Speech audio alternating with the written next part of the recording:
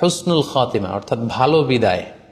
কোনো ব্যক্তি যখন আমাদের থেকে বিদায় নিল, মৃত্যুবরণ করলো, তখন আমরা কিভাবে বুঝবো যে বিদায়টা ভালো ছিল এবং এই লোকটা আশা করি যে জান্নাতি হবে? এটা আমরা কিভাবে বুঝবো? প্রথমত বোঝার মাধ্যম হচ্ছে আন-নুতকু বিশ-শাহাদাতি ইনদাল মাউত। মৃত্যুর সময় যদি কেউ আল্লাহর জিকির করা অবস্থায়, আল্লাহকে স্মরণ করা অবস্থায় কিংবা শাহাদাত বাণী পাঠ করে যদি মৃত্যুবরণ করতে পারে, তাহলে আশা করা যায় যে এই মৃত্যুটা খুব ভালো মৃত্যু হয়েছে।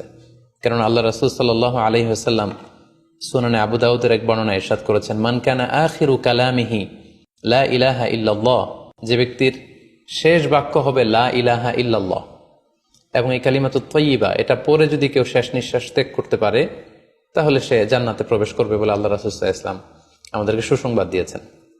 তাহলে মৃত্যুর আগে কালিমা পরে মরতে পারা এটা একটা সৌভাগ্যের বিষয় এবং এটা একটা ভালো সাইন। পাশাপাশি বিশ্বাসী ব্যক্তিরা, ইমানদাররা যখন মৃত্যুবরণ করে তখন তাদের কপাল ঘেমে যায়।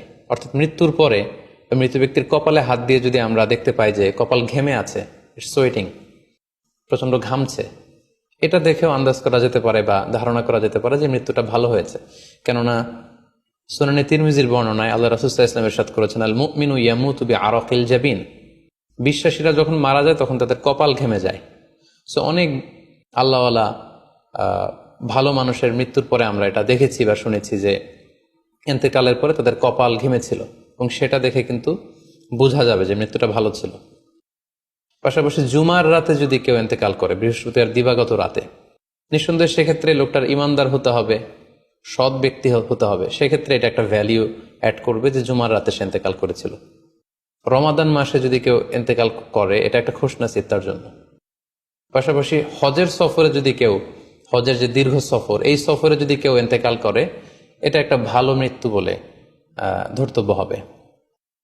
পাশাপাশি কেউ যদি জেহাদের ময়দানে শহীদ হওয়ার সৌভাগ্য লাভ করে, নিঃসন্দেহে এটা সবচেয়ে শ্রেষ্ঠ মৃত্যু। আল্লাহ তাআলার কাছে সবচেয়ে শ্রেষ্ঠ মৃত্যু হচ্ছে শাহাদাতের মৃত্যু, এবং শহীদের দেহ থেকে গড়ে গড়ে পড়া, মাটিতে পড়া যে রক্তের ফোঁটা, এই ফোঁটাটা আল্লাহ তাআলার কাছে খুব প্রিয়। সো নিঃসন্দেহে শাহাদাতের মৃত্যু এটা পৃথিবীর শ্রেষ্ঠতম মৃত্যু। এবং সৎ কাজ করা অবস্থায়, কোনো আমলে সলেহ, ভালো কাজ করা অবস্থায় যদি কারো মৃত্যু ঘটে, লেটস সে কেউ তেলাওয়াত করছিল, হি ওয়াজ রিসাইটিং দ্য হোলি কোরআন, ওই অবস্থায় তার মৃত্যু হয়েছে, কিংবা রোজা মুখে ছিল, সে অবস্থায় তার মৃত্যু হয়েছে, অথবা সেজদায় পড়েছিল, সেজদারত অবস্থায় তার মৃত্যু ঘটেছে। এগুলো হুসনুল খাতিমা অর্থাৎ ভালো বিদায় বা ভালো মৃত্যুর আলামত।